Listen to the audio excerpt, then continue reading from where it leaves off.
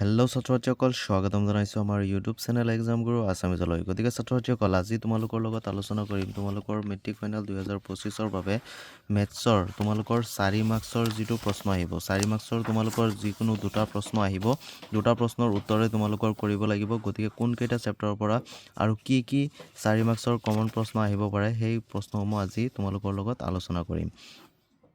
গতিকে ছাত্ৰ-ছাত্ৰীসকল প্ৰথমতে তোমালোকে চোৱা বহুপদ নামৰ যিটো চেপ্টাৰ আছে তোমালোকৰ এই 2 নম্বৰ চেপ্টাৰ এই 2 নম্বৰ চেপ্টাৰটোৰ পৰা তোমালোকৰ 4 মাৰ্কছৰ প্ৰশ্ন আহিব। গতিকে এইটো চেপ্টাৰৰ পৰা কি 4 মাৰ্কছৰ প্ৰশ্ন আহিব বলা চাও আমি।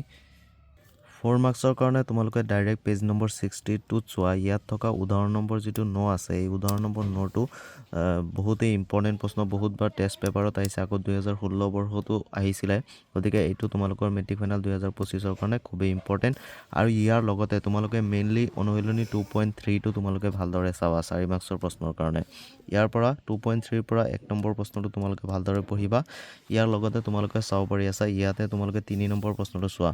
এই 3 নম্বৰ প্ৰশ্নটো তোমালোকৰ মেট্ৰিক ফাইনেল 2025ৰ কাৰণে খুবেই গুৰুত্বপূৰ্ণ, 4 মাৰ্কছৰ কাৰণে প্ৰশ্ন আহি যাব পাৰে।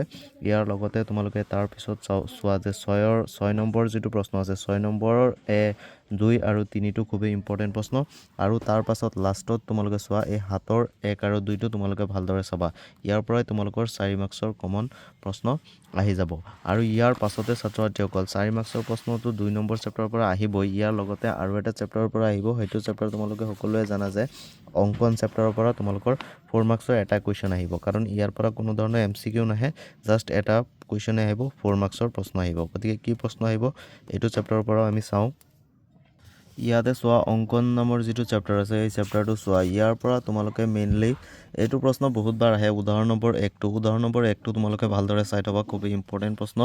ইয়াৰ পাছত তোমালোকে উদাহৰণ নম্বৰ 2টো চাবা। উদাহৰণৰ পৰা বহুত প্ৰশ্ন অহা দেখা যায় মেট্ৰিক ফাইনেলত। তাৰ পাছত চোৱা অনুশীলনী 11.1 এইটো তোমালোকে ভালদৰে কৰিবা। এইটো অনুশীলনী ইয়াৰ পৰাই প্ৰশ্ন আহে, প্ৰত্যেকবাৰ ইয়াৰ পৰাই প্ৰশ্ন আহে। মাজে মাজে বেলেগ 11.2ৰ পৰা আহিব পাৰে, কিন্তু 11.1ৰ পৰাই বেছি প্ৰশ্ন আহে। ইয়াৰ পৰা তোমালোকে চাবা 2 নম্বৰ প্ৰশ্নটো খুবেই ইম্পৰ্টেণ্ট প্ৰশ্ন। তাৰপাছত 3 নম্বৰ প্ৰশ্নটো 4, 5 2, 3, 4, 5 এই তিনিওটা প্ৰশ্ন তোমালোকে ভালদৰে শিকি ল'বা। খুবেই গুৰুত্বপূৰ্ণ আৰু ইম্পৰ্টেণ্ট প্ৰশ্ন 4 মাৰ্কছৰ কাৰণে।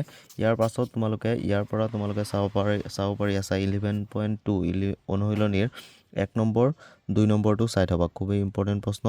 গতিকে ছাত্ৰ-ছাত্ৰীসকল আশা কৰোঁ তোমালোকে ভিডিঅ'টো চাই অলপো হ'লে ভাল পালা। যদি ভিডিঅ'টো চাই অলপো ভাল পালা তেনেহ'লে ভিডিঅ'টোত এটা লাইক কৰি দিবা। আৰু আমাৰ চেনেলত যদি নতুনকৈ আহিছা তেনেহ'লে প্লিজ আমাৰ চেনেলটো ছাবস্ক্ৰাইব কৰি দিবা। ছাত্ৰ-ছাত্ৰীসকল মই যিবোৰ প্ৰশ্ন দেখুৱাই দিছোঁ এই প্ৰশ্নখিনি তোমালোকে ফাৰ্ষ্টতে শিকি ল'বা। তাৰ পাছত যি প্ৰশ্ন বাকী থাকে সেই প্ৰশ্নসমূহ তোমালোকে পাছতহে শিকিবা। গতিকে আজিৰ কাৰণে ইমানেই, বাই।